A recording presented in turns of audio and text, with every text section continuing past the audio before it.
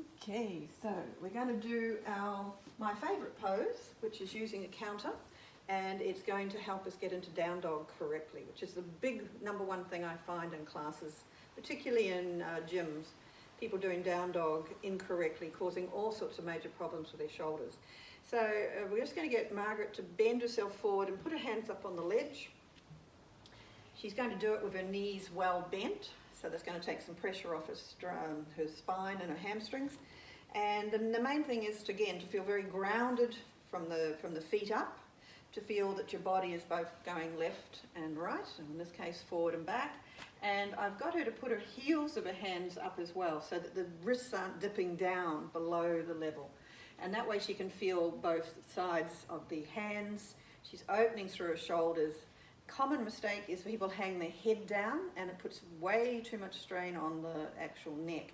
So we're going to ask her to bring her neck up, head up, and feel that the neck is an extension of her spine.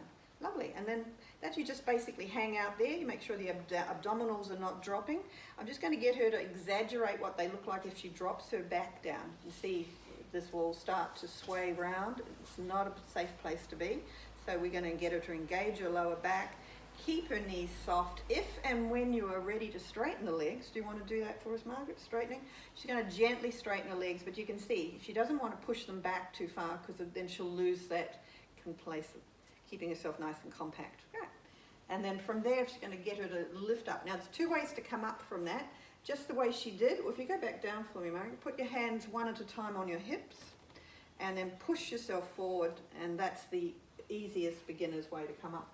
We're going to use a chair here, or we're going to use the wall. No, we're going to use the wall. We're going to do the next stage. Yeah, we'll do that. We're going to go to the wall, and we'll get her to just stretch her arms up for us. So it's a little more advanced than where she was a moment ago. And again, you can walk your legs back to enable now. So she's using the wall the same way she used the actual unit there. She's got the same principles, not dipping down, keeping the head in line, keeping her knees nice and bent, and keeping her feet really well grounded. This gives you this lovely stretch through the front, the sides, and the back of the body, keeps you aware of where you are in space, and opens up your shoulders, enables you to breathe well, and you don't have to push yourself into down dog too quickly.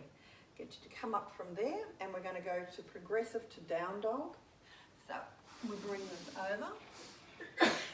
So again, this is using a chair. There's a couple of ways you could do this. Going to get this particular angle. So I'm going to get some bolsters to put behind. So if you can get yourself into prep for down dog for me, Margaret. All right. So not everybody's going to be able to be comfortably putting their bottom on their heels. So you could build up the space behind. Yep, just got to wiggle around to find the right position. This is a little bit easier than the one at the wall, because we've taken out the knees completely.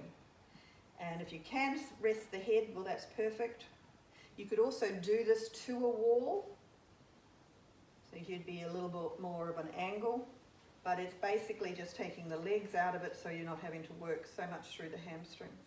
So I'm going to take away the bolster. Margaret's going to go into the first stages of downward facing dog using the chair. So we might just take that off and get you to use that. Just palms on for me, and come up onto your feet. So you're doing down dog, but with the knees bent again. Good. So there's almost towards the floor. So for some of you, you may not get this far down, and others can slowly move towards the floor. So if you want to go down the chair legs towards the floor, you could do that. Yep. And taking downward facing dog. So downward facing dog is, again, one of those poses, as I say, you see it in probably nearly 90% of yoga classes. I'm not a big fan of it unless your shoulders are happy to be there.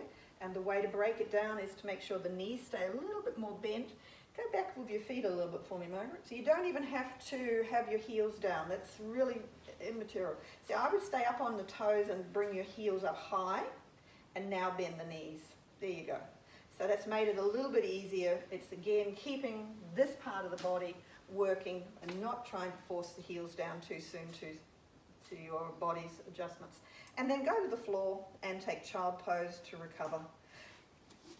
And then let yourself relax. Always relax after and in between movements so that you don't rush and you get the full benefit of what you're trying to achieve. Just allow yourself to rest, breathe into your lower back and feel your happy place.